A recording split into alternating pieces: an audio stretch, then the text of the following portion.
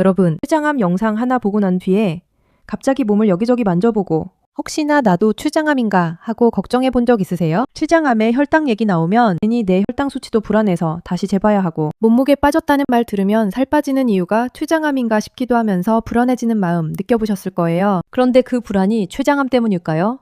아니면 잘못된 정보 때문일까요? 요즘 췌장암 영상들 보면 전조 증상이 딱 하나로 정리되어 있습니다. 이게 나타나면 거의 췌장암이다. 3년 전부터 신호가 온다. 이것만 끊으면 막을 수 있다. 그런데 병원에서는 이렇게 말하지 않아요. 이런 말들이 어디서 오는지 오늘 그걸 이야기하려고 합니다. 제가 왜 이걸 하냐고요?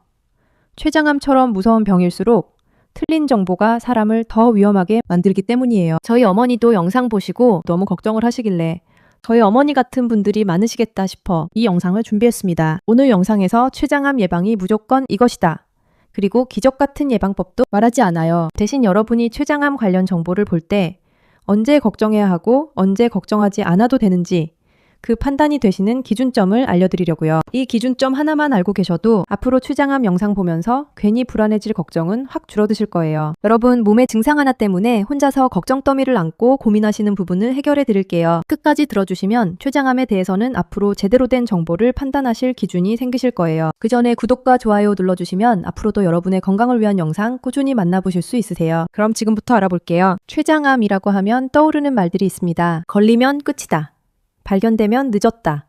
증상 없이 갑자기 온다. 이런 말들이죠. 실제로 췌장암은 예후가 좋지 않은 암인 건 맞습니다. 조기 발견이 어렵고 진단 시점에 이미 진행된 경우가 많아요. 이건 부정할 수 없는 사실이죠. 그런데 문제는 이 사실이 전달되는 방식이에요. 대부분의 영상은 생존율 숫자 하나만 떼어놓고 이야기합니다. 5년 생존율이 낮다. 거의 다 죽는다. 이런 표현들이 반복되죠. 이렇게 말하면 듣는 사람은 어떻게 될까요? 겁부터 먹게 됩니다. 그리고 겁먹은 상태에서는 이성적인 판단이 잘 안 되겠죠. 불안해지면 우리는 뭘 하게 될까요? 뭐라도 해야 하지 않을까? 이거라도 먹어야 하지 않을까? 이 영상에서 말한 걸 안 하면 큰일 나는 거 아닐까? 이런 생각을 하게 됩니다. 바로 이 지점에서 유사의학, 과장된 정보, 검증되지 않은 치료법들이 끼어듭니다. 췌장암 자체보다 정보가 더 위험해지는 순간입니다. 중요한 건요, 췌장암이 무서운 병인 건 사실이지만 모든 환자가 똑같은 과정을 겪는 건 아닙니다. 발견 시기, 병기, 개인의 건강 상태에 따라 경과는 다르니까요. 실제 병원에서는 이런 이야기들을 같이 설명합니다. 하지만 유튜브에선 잘 안 나오죠. 왜냐하면 공포심을 줘야만 조회수가 나오기 때문이에요. 오늘 영상은 췌장암이라는 병을 둘러싼 정보가 왜 이렇게 왜곡되기 쉬운지, 그리고 우리는 그 앞에서 어떤 태도를 가져야 하는지 차분하게 정리해드릴까 해요. 지금부터는 그 기준을 하나씩 쌓아가는 시간이라고 생각하고 들어주세요. 먼저 유튜브에서 가장 많이 나오는 이야기로는 췌장암 전조 증상이라고 하면 거의 빠지지 않고 나오는 말들이 있습니다. 첫째, 당뇨 없던 사람이 갑자기 혈당이 오른다. 둘째, 특별한 이유 없이 체중이 빠진다. 셋째, 이런 증상들이 췌장암 진단을 받기 2에서 3년 전부터 나타난다. 검색해보신 분들은 다 아실 겁니다. 영상마다 표현만 다를 뿐 내용은 거의 똑같습니다. 이 이야기가 왜 이렇게 설득력 있어 보일까요? 사실 완전히 틀린 말은 아니기 때문입니다. 췌장은 인슐린을 분비하는 장기입니다. 췌장에 문제가 생기면 혈당 조절에 영향을 줄 수 있어요. 또 췌장암이 어느 정도 진행되면 소화가 잘 안 되고 체중이 빠질 수도 있죠. 여기까지는 맞는 이야기예요. 문제는 여기서부터예요. 이 사실을 근거로 해서 혈당이 오르면 췌장암이다. 체중이 빠지면 췌장암 전조다. 이렇게 단정해버리는 겁니다. 혈당이 오르는 이유는 정말 많습니다. 나이가 들면서 생길 수도 있고, 운동 부족일 수도 있고, 스트레스나 수면 부족 때문일 수도 있습니다. 체중 감소도 마찬가지죠. 식사량이 줄었을 수도 있고, 위장 질환이나 다른 만성 질환 때문일 수도 있다는 거죠. 심지어 계절 변화나 약물 영향일 수도 있어요. 그런데 많은 영상들은 이런 맥락을 다 빼버립니다. 그냥 이게 신호다 라고 말하고 끝냅니다. 그러면 시청자는 어떻게 될까요? 혈당 수치 조금만 변해도 불안해지고 며칠 사이에 살이 조금 빠져도 갑자기 췌장암이 걸린 것 같죠? 실제로 병원에서는 흔하게 볼 수 있는 변화들이 유튜브에서는 공포의 신호로 바뀌어버리는 겁니다. 제가 여러 의사 선생님들께 공통적으로 들은 말이 있습니다. 그런 증상들이 췌장암과 연관될 수는 있지만 그것 하나만으로 췌장암을 의심하지는 않는다는 말입니다. 증상은 찬고 신호일 뿐이지 진단 기준은 아니라는 겁니다. 그런데 인터넷에서는 이 찬고 신호를 마치 췌장암 걸린 신호처럼 이야기합니다. 바로 이 차이가 사람들을 불안하게 만드는 거예요. 정리해보면 혈당 상승이나 체중 감소는 췌장암 환자에게서 나타날 수 있는 증상 중 하나일 수는 있어요. 하지만 이런 증상이 있다고 해서 췌장암이라고 단정할 수는 없다는 거죠. 중요한 건 증상 하나가 아니라 전체 흐름과 맥락입니다. 이걸 이해하지 못하면 우리는 계속 자극적인 제목에 흔들리게 될 수밖에 없어요. 그렇다면 병원에서는 이걸 어떻게 볼까요? 흔히 췌장암은 수년 전부터 시작된다는 말을 많이 합니다. 이 말 자체는 틀린 말은 아니에요. 암세포가 생기고 자라서 우리가 발견할 수 있는 크기가 되기까지는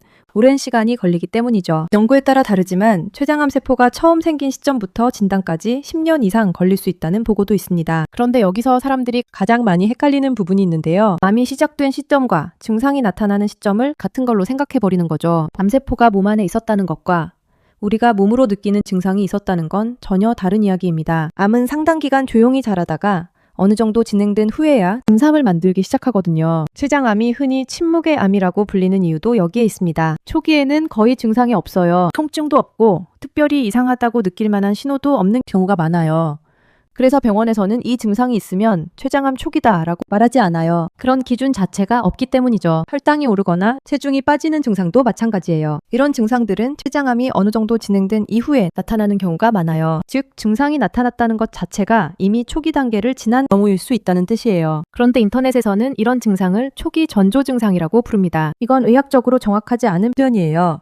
또 하나 중요한 점이 있어요. 혈당 상승이나 체중 감소는 췌장암에서만 나타나는 증상이 아닙니다. 갑상선 질환, 위장관 질환, 만성염증, 우울증, 노화 과정에서도 흔히 나타나요. 그런데 유튜브 영상들은 이런 가능성을 거의 언급하지 않아요. 그냥 이런 증상이 있으면 췌장암을 의심하라고 말하는 거죠. 이렇게 되면 실제로 필요한 검사나 치료 시점을 놓칠 수도 있어요. 췌장암은 초기에는 증상이 거의 없고 증상이 나타났을 때는 이미 진행된 경우가 많아요. 그리고 그 증상들은 췌장암만의 특이한 신호가 아니라 여러 질환에서 흔히 볼 수 있는 일반적인 변화들입니다. 이게 병원에서 말하는 관점입니다. 이 관점을 알고 있어야 인터넷 정보에 덜 흔들릴 수 있는 거죠. 그렇다고 해서 아무 증상도 믿지 말라는 뜻은 아니에요. 중요한 건 증상이 있느냐 없느냐가 아니라 어떻게 나타나느냐인 거죠. 병원에서 말하는 기준은 굉장히 단순해요. 증상 하나만 보고 판단하지 않고 여러 신호가 겹치고 그 상태가 계속 이어질 때를 봅니다. 예를 들어 볼게요. 평생 혈당 문제 없던 분이 어느 날 갑자기 당뇨 진단을 받았어요. 그런데 그 시점부터 이유 없이 체중이 계속 빠지는 거예요. 식사량은 크게 줄지 않았는데 살이 갑자기 빠지고 예전처럼 소화가 잘 안 되는 거죠. 몸이 전반적으로 예전과 다르다는 느낌이 분명해지는 거죠. 이런 경우에는 단순한 노화나 생활 습관 변화로만 넘기면 안 돼요. 또 하나 중요한 신호는 항달입니다. 눈 흰자위가 노래지거나 소변색이 진해지거나 피부가 가려운 증상이 같이 나타나는 경우예요. 이런 변화는 췌장이나 담도 쪽 문제와 연관될 수 있기 때문에 병원에서는 비교적 중요하게 봐요. 이런 증상이 나타났다면 인터넷 검색보다 병원 방문이 먼저예요. 통증도 마찬가지예요. 단순한 소화불량처럼 왔다 갔다 하는 불편함이 아니라 상복부 통증이 지속되거나 등이 뻐근하게 아픈 느낌이 계속될 때는 검사가 필요해요. 특히 자세를 바꿔도 통증이 크게 달라지지 않는다면 그냥 넘기지 않는 게 좋습니다. 핵심은 이거예요. 혈당 하나, 체중 하나만 보고 췌장암을 의심하지는 않는다는 거죠. 하지만 여러 증상이 함께 나타나고 이전과 다른 상태가 일정 기간 계속된다면 그때는 병원을 가야 해요. 혼자 검색하면서 겁먹을 일이 아니라 전문가에게 상담을 받아야 할 상황이라는 거죠. 반대로 혈당이 조금 올랐다고 며칠 사이 체중이 조금 빠졌다고 바로 췌장암을 걱정할 필요는 없어요. 그런 변화는 정말 흔해요. 중요한 건 증상이 얼마나 심한지, 얼마나 오래 지속되는지, 그리고 다른 변화들과 같이 나타나는지 이 세 가지를 같이 보셔야 합니다. 이제 음식 이야기로 넘어가 볼게요. 췌장암 영상에서 빠지지 않는 단골 소재죠. 이 음식 먹으면 췌장암 생긴다. 이거 끊으면 예방된다. 이런 말들 한 번쯤은 다 보셨죠? 썸네일에는 술, 감자튀김, 고기, 단 음료, 심지어 과일까지 큼직하게 올라가 있고 그 아래에 절대 먹지 마세요 같은 문구가 붙어 있습니다. 먼저 술은 췌장 건강에 안 좋아요. 과도한 음주는 급성 만성 췌장염의 중요한 원인이고 만성 췌장염은 췌장암 위험을 높일 수 있어요. 이건 연구로도 확인된 사실이에요. 그래서 병원에서도 술을 줄이거나 끊으라고 이야기합니다. 여기까지는 맞는 말이에요. 튀긴 음식, 가공육, 당분이 많은 음료들도 건강에 좋지 않아요. 이런 음식들은 비만과 당뇨, 만성염증을 유발할 수 있고 이런 상태들이 전반적인 암 위험을 높일 수 있어요. 췌장에도 부담이 될 수 있죠. 이 부분도 맞는 말이긴 합니다. 하지만 여기서 한 단계를 더 나가서 이 음식을 먹으면 췌장암이 생긴다고 말하는 순간 이야기는 과장이 되는 거죠. 술을 마셨다고 바로 췌장암이 생기는 것도 아니고 감자튀김이나 고기를 먹었다고 췌장암이 생기는 건 아니에요. 암은 그렇게 단순하게 생기지 않아요. 암은 여러 요인이 복합적으로 작용해서 발생합니다. 나이, 유전적 요인, 생활 습관, 환경, 개인의 건강 상태가 함께 영향을 미칩니다. 특정 음식 하나가 암의 직접적인 원인이 되는 경우는 거의 없다고 보시면 돼요. 그런데 유튜브에서는 이 복잡한 과정을 다 빼고 이 음식이 원인이다 라고 단정해버리죠. 그러면 보는 사람은 그 음식을 완전히 끊어야 할 것처럼 느끼게 되는 거죠. 반대로 이거 먹으면 예방된다는 주장도 같은 문제를 가지고 있어요. 특정 음식을 먹거나 안 먹는다고 해서 췌장암이 예방된다면 얼마나 좋을까요? 하지만 현재 의학적으로 그런 음식은 없습니다. 건강에 도움이 될 수는 있어도 췌장암을 막아준다고 확실히 말할 수 있는 음식은 없어요. 건강에 안 좋은 음식을 줄이는 건 분명히 도움이 돼요. 하지만 이걸 먹으면 췌장암, 이걸 끊으면 예방 같은 식의 단정은 믿을 필요가 없어요. 우리가 할 수 있는 최선은 특정 음식을 먹기를 거부하는 게 아니라 전반적으로 균형 잡힌 식습관을 유지하는 거예요. 이게 바로 병원에서 말하는 현실적인 접근입니다. 그럼 병원에서는 췌장암의 위험 요인을 뭐라고 이야기할까요? 여기서는 말이 굉장히 단순해집니다. 추측이나 가능성이 아니라 여러 연구에서 반복해서 확인된 것들만 이야기합니다. 대표적인 게 흡연입니다. 담배는 췌장암 위험을 확실하게 높이는 요인 중 하나예요. 흡연자는 비흡연자보다 췌장암 위험이 높다는 연구 결과들이 일관되게 나오고 있죠. 다행인 점은 담배를 끊으면 시간이 지날수록 이 위험이 줄어든다는 거예요. 다음은 과도한 음주입니다. 술 자체가 바로 췌장암을 만든다기보다는 술로 인해 생긴 췌장염이 문제가 돼요. 특히 만성 췌장염은 췌장암 위험을 크게 높입니다. 그래서 병원에서는 췌장 건강을 이야기할 때 항상 술 이야기가 빠지지 않습니다. 적당한 음주와 과음은 분명히 다른 거예요. 비만도 중요한 위험 요인입니다. 체중이 많이 나갈수록 췌장암 위험이 증가한다는 연구들이 있습니다. 비만은 단순히 살이 찌는 문제가 아니라 몸 전체의 만성 염증 상태를 만들고 호르몬 균형을 깨트립니다. 이런 변화들이 여러 암의 위험을 높이고 췌장암도 그중 하나가 돼요. 당뇨도 빼놓을 수 없어요. 특히 오래된 당뇨, 그리고 조절이 잘 되지 않는 당뇨는 췌장암 위험과 연관이 있어요. 물론 당뇨가 있다고 해서 모두 췌장암에 걸리는 건 아니에요. 하지만 혈당 관리가 중요하다는 건 분명한 사실이에요. 여기에 나이, 가족력, 만성 췌장염 병력 같은 것들이 더해집니다. 이런 요인들은 우리가 바꾸기 어려워요. 하지만 흡연, 음주, 비만, 혈당 관리는 우리가 개입할 수 있는 부분입니다. 병원에서 강조하는 것도 바로 이런 부분이에요. 여기서 공통점이 보이실 거예요. 이 위험 요인들은 췌장암만의 문제가 아니에요. 심장병, 뇌졸중, 다른 암들과도 다 연결되어 있습니다. 그래서 병원에서는 췌장암 예방을 위해 특별한 걸 하라기보다는 전반적인 건강을 지키는 생활 습관을 유지하라고 말합니다. 특별한 비법은 없고 평범하지만 꾸준한 관리가 가장 확실한 방법이라는 겁니다. 이제 예방 음식 이야기로 넘어가 보겠습니다. 유튜브에서 췌장암 영상보다 더 많이 붙는 말이 바로 이 말입니다. 이거 먹으면 췌장암 예방된다. 소화효소제, 글루타민, 우엉,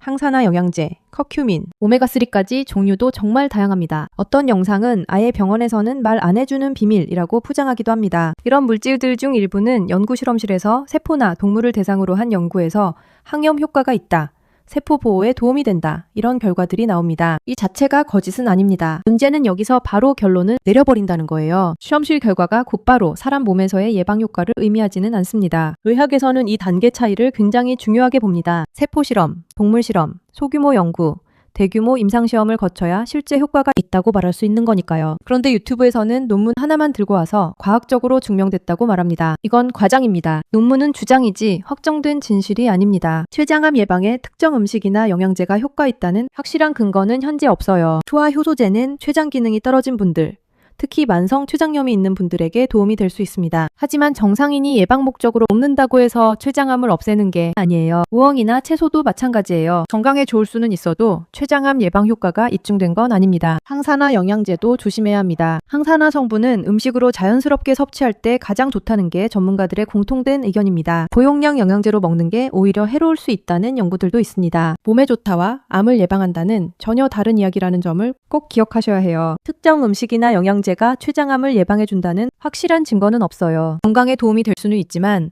그것을 췌장암 예방 수단으로 믿고 의존하는 건 위험합니다. 기본은 여전히 같습니다. 균형 잡힌 식사, 적당한 운동, 금연, 절주, 혈당 관리, 이 기본을 대신할 수 있는 건 없어요. 마지막으로 요즘 특히 많이 보이는 주장들을 이야기해 볼게요. 원치만 잘해도 췌장암을 막을 수 있다. 면역세포 치료가 답이다.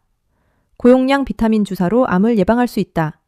이런 이야기들입니다. 불안할수록 이런 말들이 더 솔깃하게 들립니다. 먼저 양치 이야기부터 해볼게요. 잇몸 질환과 전신 염증의 연관성에 대한 연구는 실제로 있습니다. 구강 건강이 전반적인 건강과 연결돼 있다는 것도 사실입니다. 하지만 여기서 한 단계 더 나가서 양치하면 췌장암을 예방할 수 있다고 말하는 건 근거가 부족해요. 아침에 침을 뱉어야 한다, 혀를 닦아야 한다 같은 주장도 마찬가지입니다. 위생관리 차원에서는 나쁠 게 없지만 췌장암 예방의 핵심 방법이라고 말할 수는 없어요.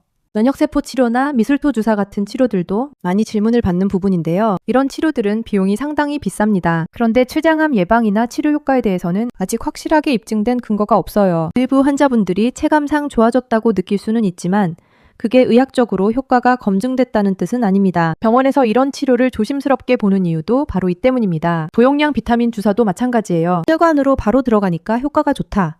면역력이 확 올라간다. 이런 설명을 많이 합니다. 하지만 고용량 비타민이 암을 예방하거나 치료한다는 확실한 근거는 없습니다. 오히려 과도한 비타민 섭취가 부작용을 일으킬 수 있다는 연구들도 있습니다. 가격은 확실한데 효과는 확실하지 않은 경우가 많다는 거죠. 이 주장들의 공통점이 뭘까요? 불안을 자극합니다. 지금 안 하면 늦는다. 병원에서는 안 알려준다.